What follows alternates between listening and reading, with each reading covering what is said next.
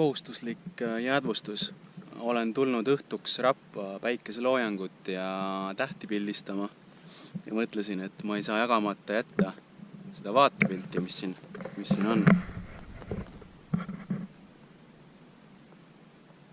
Ainult üks lennuk segab hetkel seda vaikust.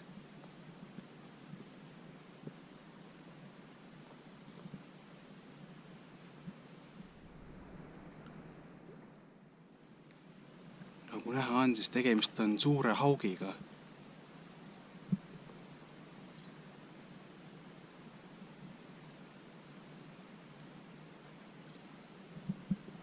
Ikka päris suure haugiga. Kui see just puamadu ei ole.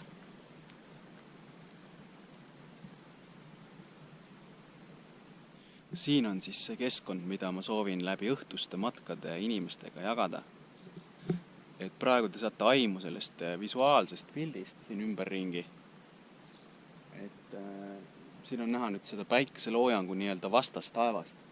Et kui päike loojub, siis võt sealpool on ikkagi selline kahvatu roosa, aga võt see vastas taevas läheb selliseks huvitavaks violetseks. Ja ütleme nii, et vaatajana te saate ainult väikse killukese sellest, milline see värvide mäng tegelikult on, sest tehnikal on lihtsalt omad piirid. Ja teine asi, millest te tõenäoliselt ei saa üldse aimu, on siis kõik need lõhnad ja hääled, mis siin ümberringi on.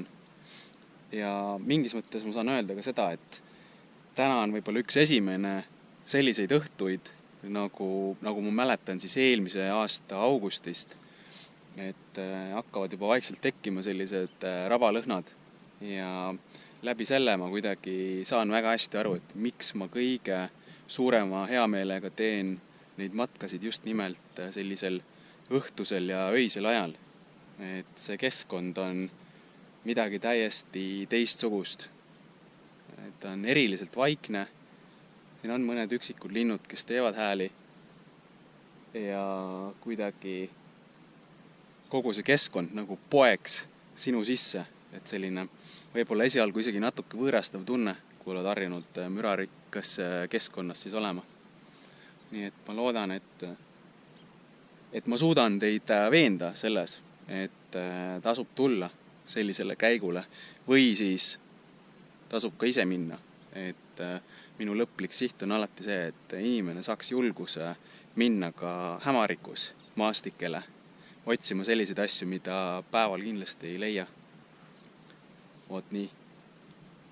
Mina jään siin nüüd tähti ootama ja loodan, et saan siit mingisugused ägedad sellised visuaalid endale kaamerasse koos Lauka saarte ja siis taevas olevate tähtedega. Võib-olla unistan liiga palju.